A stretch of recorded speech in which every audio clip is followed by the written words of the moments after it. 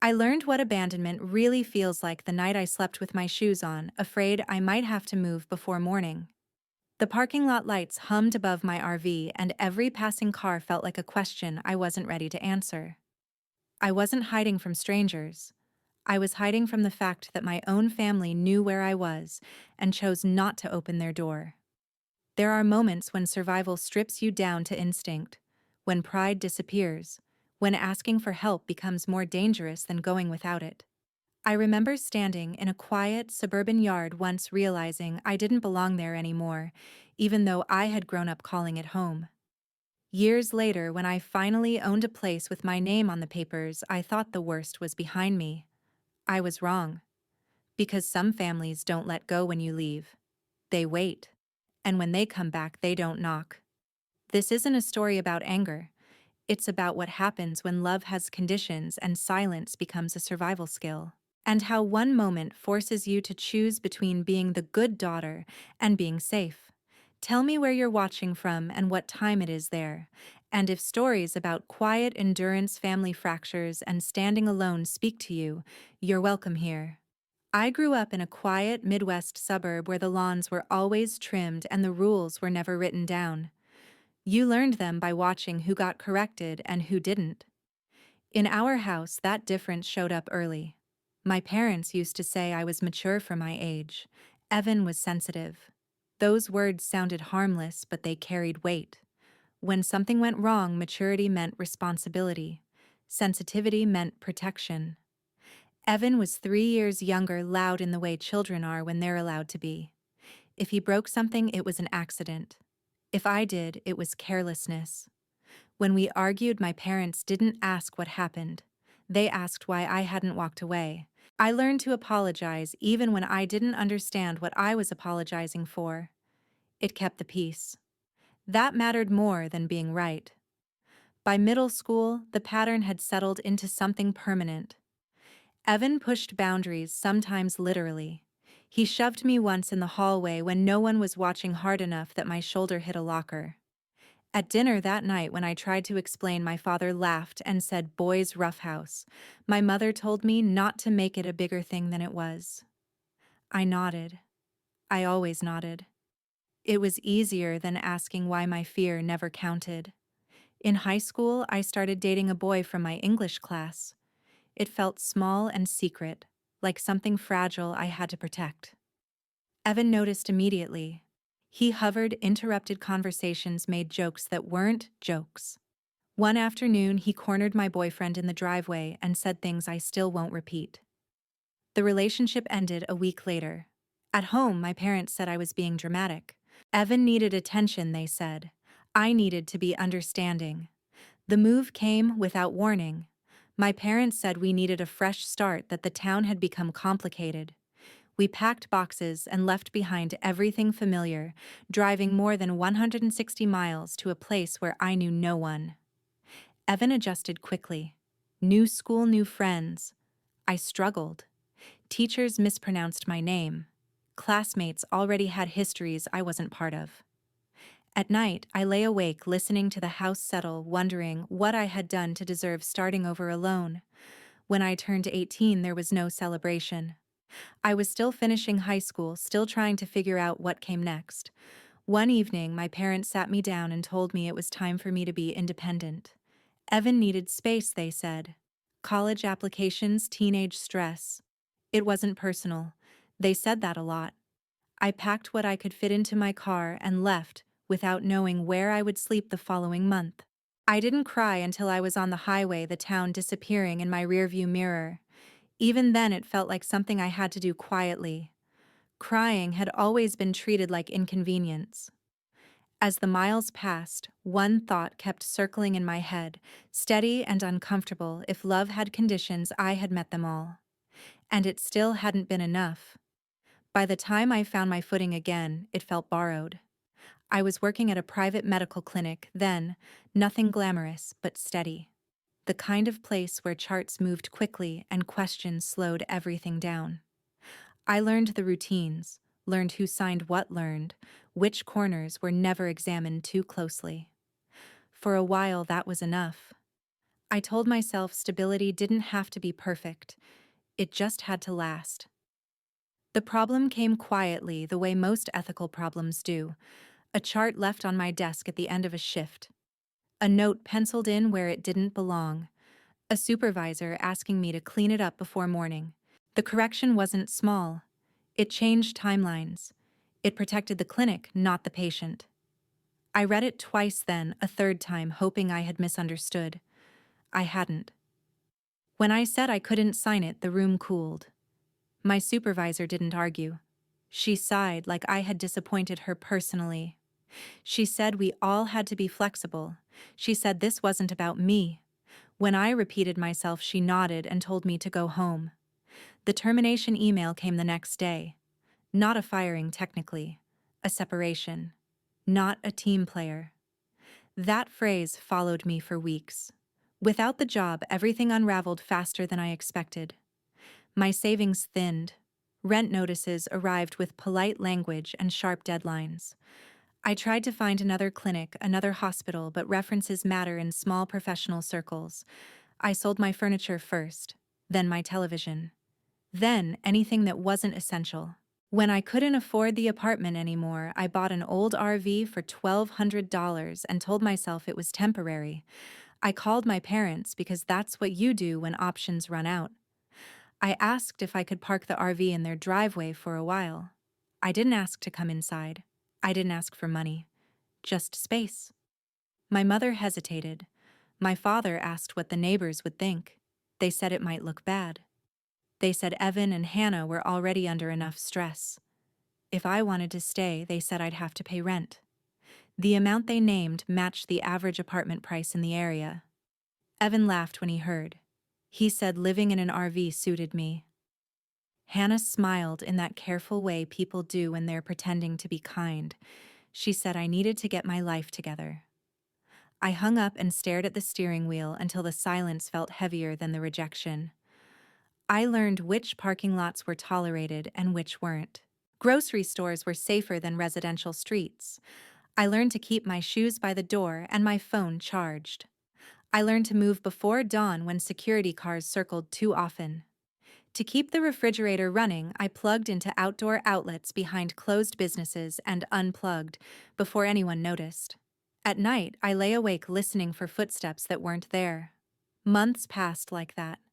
Time measured in battery percentages and gas receipts. I avoided police cars and people who asked too many questions.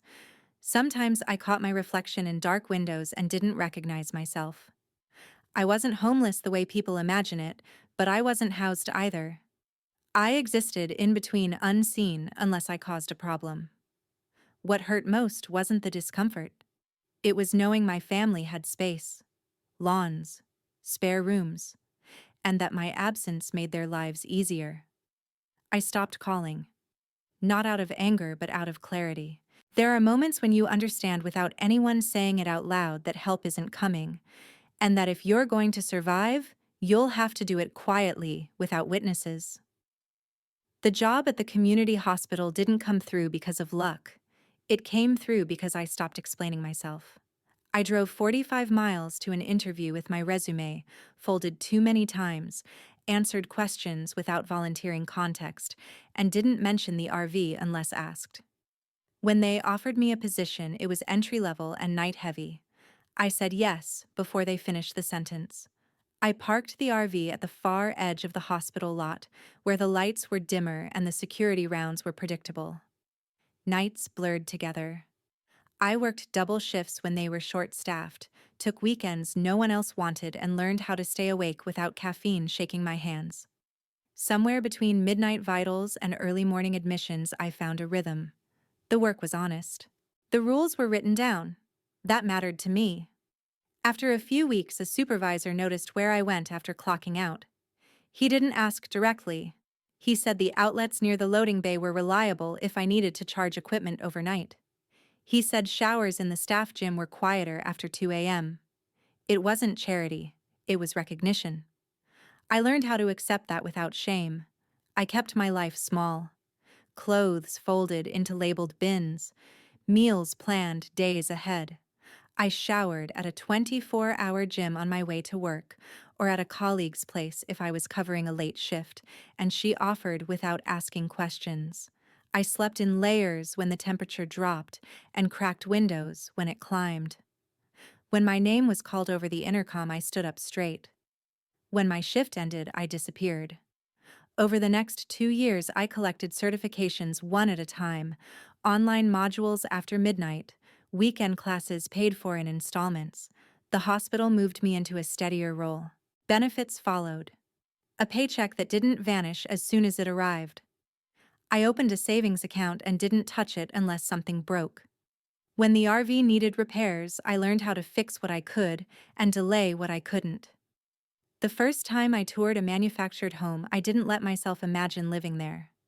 I asked practical questions. I measured doorways. I checked the lot lines twice. When the paperwork came back with my name on it, the letters looked unreal, like a misprint. I signed slowly.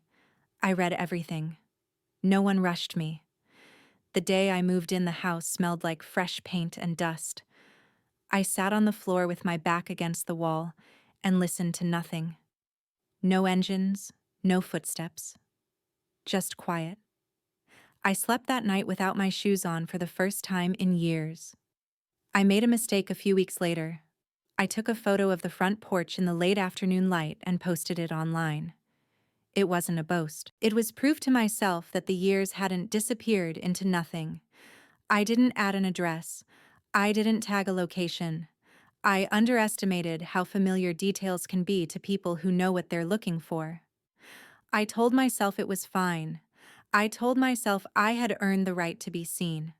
For a while, the house stayed quiet. I planted herbs in containers and learned which floorboard creaked. I paid the mortgage on time. I believed briefly that building something carefully meant it would be respected. That belief didn't last. But for those weeks, the quiet felt permanent.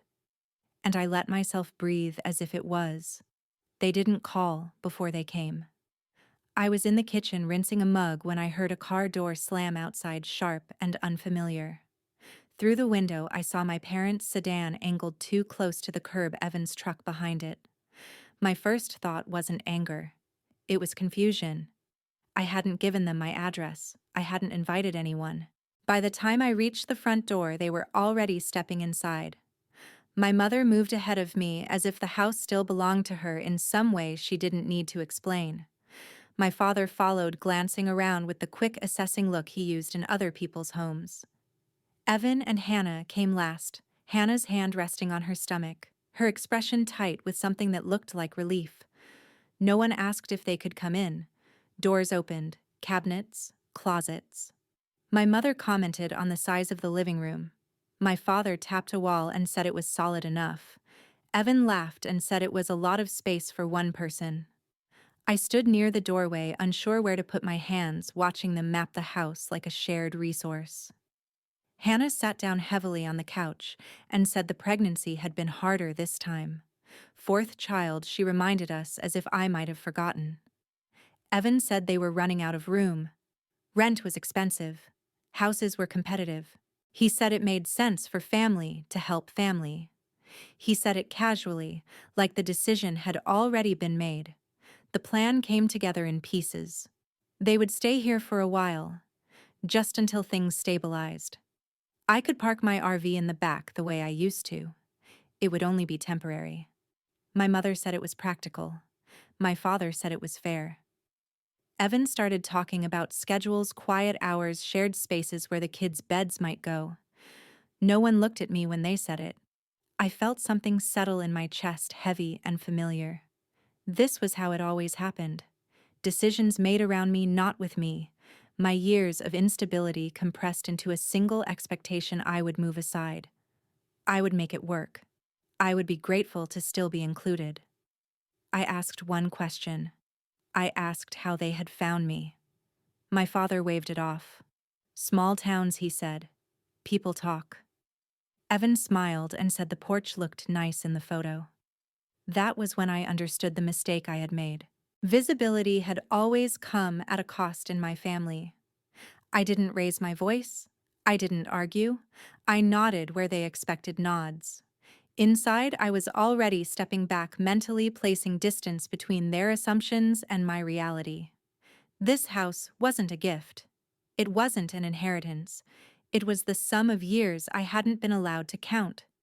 When Hannah stood up too quickly and winced, my mother rushed to her side. "She needs rest," she said, looking at me pointedly. "Less stress." The message was clear. My presence was negotiable. Hannah's comfort was not. They stayed for less than an hour, long enough to outline a future that didn't include my consent. When they left, my father said we'd talk soon. Evan said he'd bring a truck next time. Hannah smiled again, the same careful smile, and said it would all work out. I locked the door behind them and leaned against it, listening to the house settle around me. For the first time since moving in, the quiet felt thin, temporary. I walked through each room, slowly touching the walls, reminding myself that this space existed because I had survived without their permission. Standing there, I knew something had shifted. They hadn't come to visit.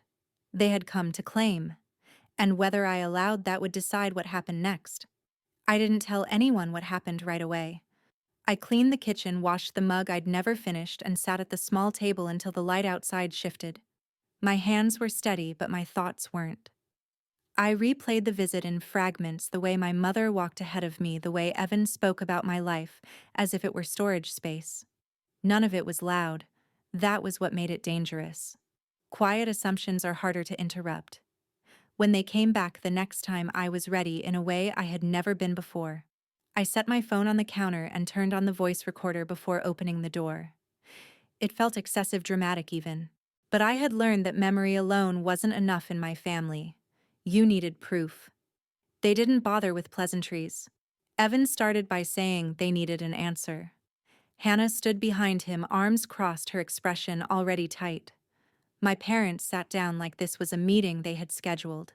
My mother said stress wasn't good for Hannah or the baby. My father said this was the simplest solution for everyone.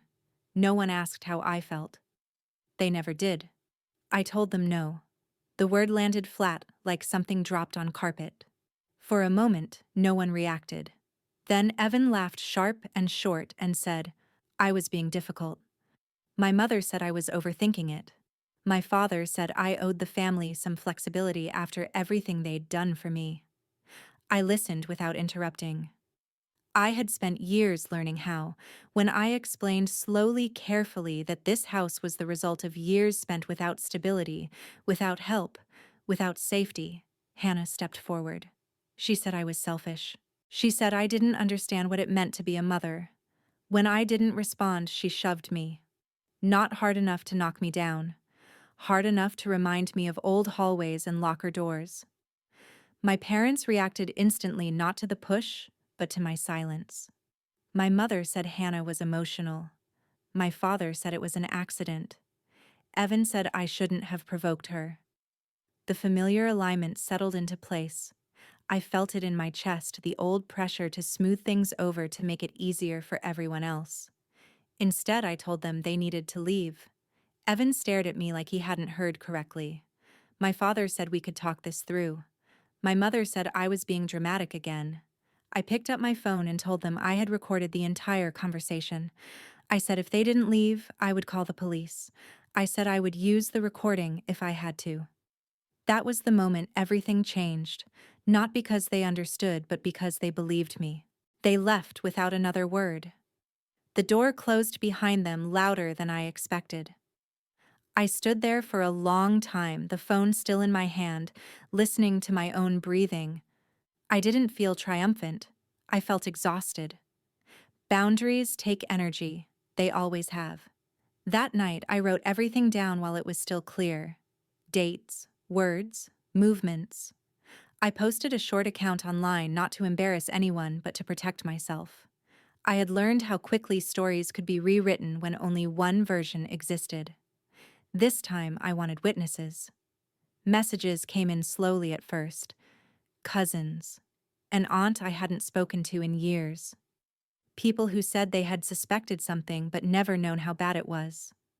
Support felt unfamiliar, like a language I had never been taught.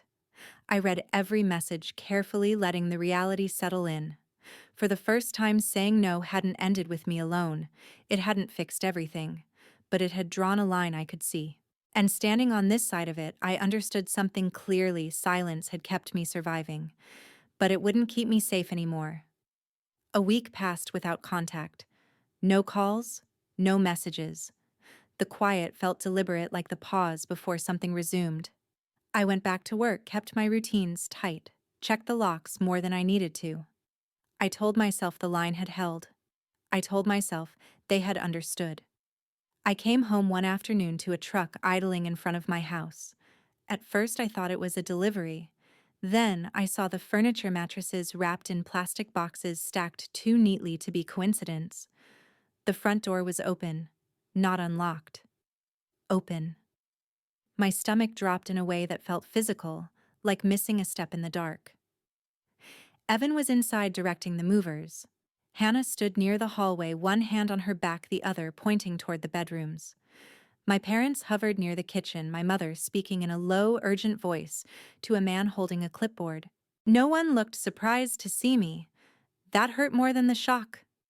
Evan told the movers to take a break and walked toward me with a folded paper in his hand. He said it was settled.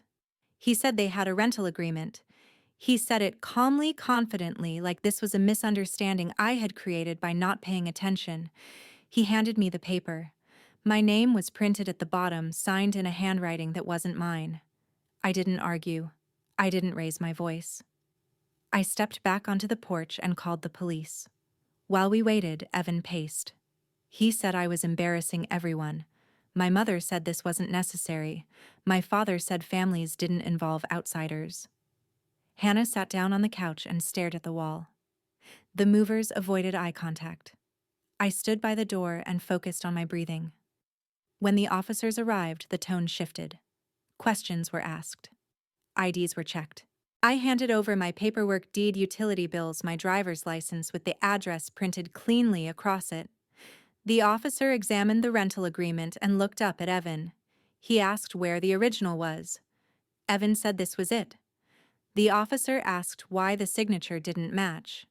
Evan didn't answer.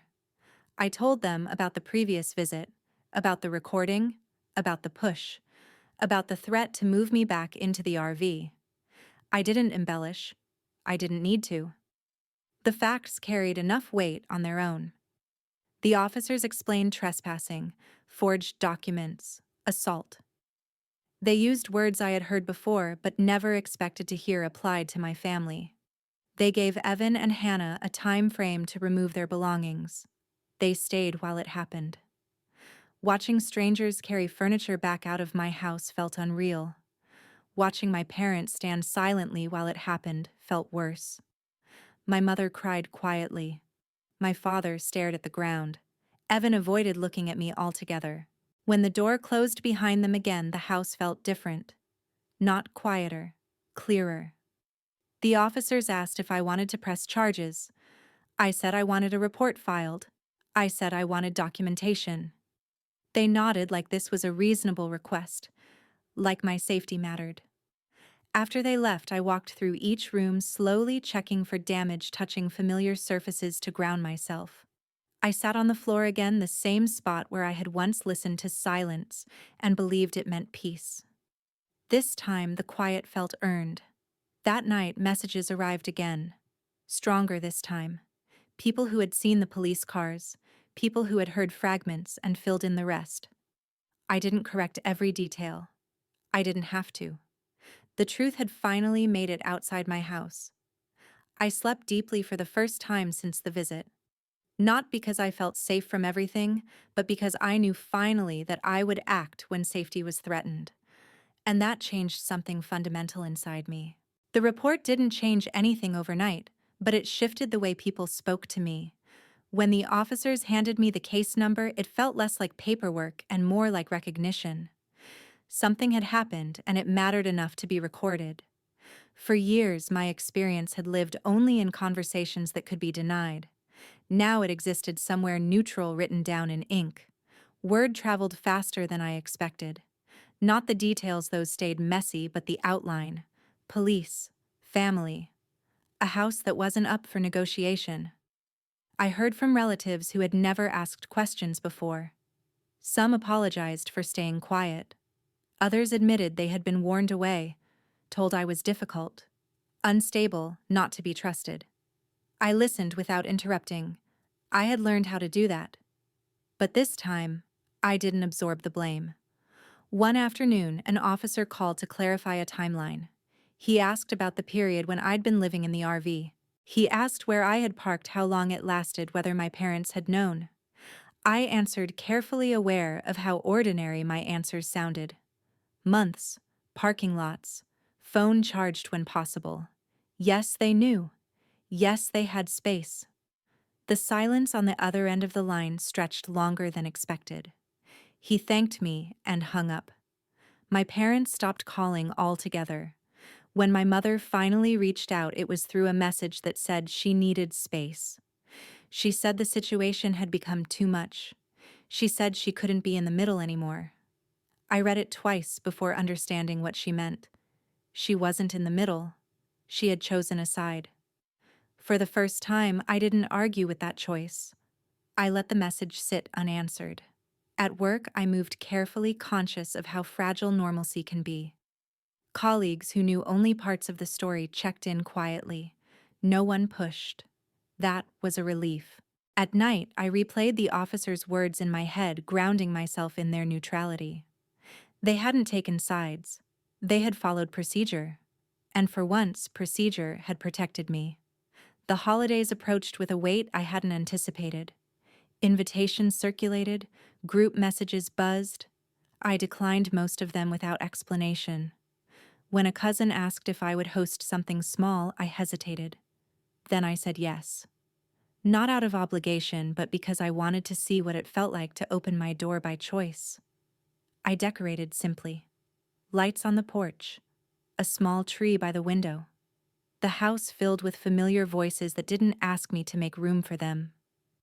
When my parents and Evan arrived uninvited, the shift was immediate. Conversations paused. Someone stood up. No one asked them to stay. An aunt spoke first. She said this wasn't the place. She said enough had happened. My parents looked stunned, as if they had expected the old alignment to snap back into place. Evan opened his mouth to argue and stopped when he realized no one was watching him. I didn't raise my voice. I didn't repeat old explanations. I said I wasn't angry. I said I wasn't interested in revisiting anything. I said the boundary was still there. They left without protest, the door closing softly behind them. Afterward, the house filled again with sound, laughter, clinking glasses, the low murmur of people who had chosen to be present. I watched it all from the kitchen, feeling something loosen in my chest. The balance hadn't just shifted. It had been corrected. Later that night, alone again, I turned off the lights and stood in the quiet. Not the thin, waiting quiet I had known before, but something steadier. I understood then that accountability doesn't always come from confrontation. Sometimes it arrives when the room no longer rearranges itself around the same person. And for the first time, that person wasn't me. The fallout didn't arrive all at once. It came in pieces through secondhand updates and careful pauses in conversation. I didn't go looking for details, but they reached me anyway. Evan's marriage had been unstable long before my house became an issue. Stress had been the explanation everyone used. Pregnancy, money, too many responsibilities. It was easier to believe that than to look closer. The truth surfaced the way these things often do, through paperwork and screenshots, not confession. A DNA test requested, quietly framed as routine. Results that didn't match expectations. Messages uncovered after that, timelines that refused to align. The fourth child wasn't Evan's. The discovery didn't end the marriage immediately, but it broke something essential. Trust isn't loud when it collapses. It just stops holding weight. Hannah didn't take the news quietly. There were arguments, neighbors who heard raised voices through walls, a night when police were called because someone threw something that shattered. No one was seriously hurt, but the report existed. Another piece of documentation. Another record that couldn't be explained away later. I found out when Hannah showed up at my door. She looked different, thinner, unanchored, like someone who hadn't slept in days. She didn't wait to be invited in. She said my name like it was an accusation. She said if I had helped, if I had let them stay, things wouldn't have spiraled. She said I had turned everyone against her. She said this was my fault. I listened until she stepped closer than she should have. Until the words started to repeat themselves, circling without landing anywhere. I told her to leave. When she didn't, I called the non-emergency line and stood where the camera could see me. The officer who arrived was calm, direct. He separated us and took notes. Hannah cried. I stayed quiet. The restraining order followed quickly. Temporary at first, then extended. The judge asked clear questions. I answered them clearly. Dates, incidents, documentation. When the order was granted, I felt the same quiet recognition I had felt before. This mattered. My safety mattered enough to be protected by more than my own resolve. The divorce moved faster after that. Hannah lost primary custody. The court cited instability violations, the incident reports. Financial support was limited. Evan moved out and said little to anyone. When he finally reached out to me, it wasn't with anger. It was with something closer to collapse. He said he didn't know where to go. He said he had failed his kids. I listened. I didn't promise anything. What surprised me most was my parents. They started therapy quietly. A cousin told me. They reached out later with apologies that didn't ask for forgiveness. They named patterns. They said words like favoritism and avoidance. I read the messages slowly. I didn't respond right away. When Evan asked if he could stay nearby, not in the house, I agreed to one thing. I lent him the old RV, parked near my parents' place. Temporary, clear conditions. I told him this wasn't about rewriting the past. It was about keeping his children stable. He nodded. He didn't argue. Life didn't reset. It settled. I rented out the spare room to cover the mortgage and kept my routines intact. Work, home, quiet evenings. Boundaries written down, not assumed. The family didn't heal all at once. Some things never do. What changed was the balance. I no longer bent to keep it. And in that stillness, I understood something I hadn't before. Reconciliation doesn't mean returning to the shape that broke you. Sometimes it means building something new beside it and deciding how close it's allowed to come. The present doesn't announce itself. It settles in quietly in routines that hold without effort. Mornings now begin the same way most days: coffee at the kitchen counter, sunlight touching the edge of the floor where I once sat surrounded by boxes. The house feels lived in, not defended. That difference matters. My parents come by occasionally, not unannounced, not together. They knock, wait, ask if it's a good time. Therapy has changed the way they speak, if not the past they're trying to account for. Apologies arrive without qualifiers now. They don't explain what they meant anymore. They say what they did. Sometimes that's enough. Sometimes it isn't. I decide which days can hold the conversation and which can't. They accept that, even when it's uncomfortable. Evan is quieter than he used to be. He checks in about the kids' asks before borrowing anything, listens more than he talks. Living in the RV again has humbled him in ways arguments never did. I don't romanticize that. I know hardship doesn't automatically teach empathy, but I see the effort, and I measure it against boundaries that stay firm. Help is conditional now, transparent, time-limited. He understands that this isn't punishment, it's structure. Hannah doesn't contact me anymore. The restraining order remains in place. Distance has done what conversations never could. I don't feel relief so much as neutrality. She's no longer part of my daily calculations, and that absence is its own form of peace. I rent out the spare room to a traveling nurse. The extra income eases the mortgage and keeps the house from feeling too quiet. We exchange schedules on the fridge and nod in passing. It's uncomplicated. I like that. Stability, I've learned, doesn't have to be intimate to be real. Some nights I still think about the RV, about the way I learned to sleep lightly, about how survival sharpens your senses until rest feels unfamiliar. Those habits don't disappear all at once, but they soften. I leave my shoes by the door now because I choose to not, because I'm ready to run. I charge my phone overnight without checking the battery twice. These are small freedoms. They add up. People ask if I've forgiven my family. I don't answer the question the way they expect. Forgiveness isn't a finish line. It's not something I owe or receive on schedule. What I've done is decide how much access anyone gets to my life and under what conditions. That decision stands whether anyone agrees with it or not. I didn't win anything. There was no moment where everything flipped in my favor and stayed there. What I gained was quieter autonomy, clarity, the ability to say no without rehearsing it first. I learned that love without boundaries isn't love, it's exposure. And exposure left unchecked becomes harm. If there's a lesson here, it isn't about cutting people off or standing alone. It's about paying attention to what your body already knows. About noticing when your safety depends on your silence and choosing a different path, even when it costs you comfort. Especially then. To anyone listening who recognizes parts of this story in their own life, take your time. You don't have to act all at once. You don't have to explain everything to everyone. Start with one boundary. Write it down if you need to. Protect it like you would something irreplaceable. If this story stayed with you, I'd like to hear from you. Leave a comment, share where you're watching from, or simply say, "You were here."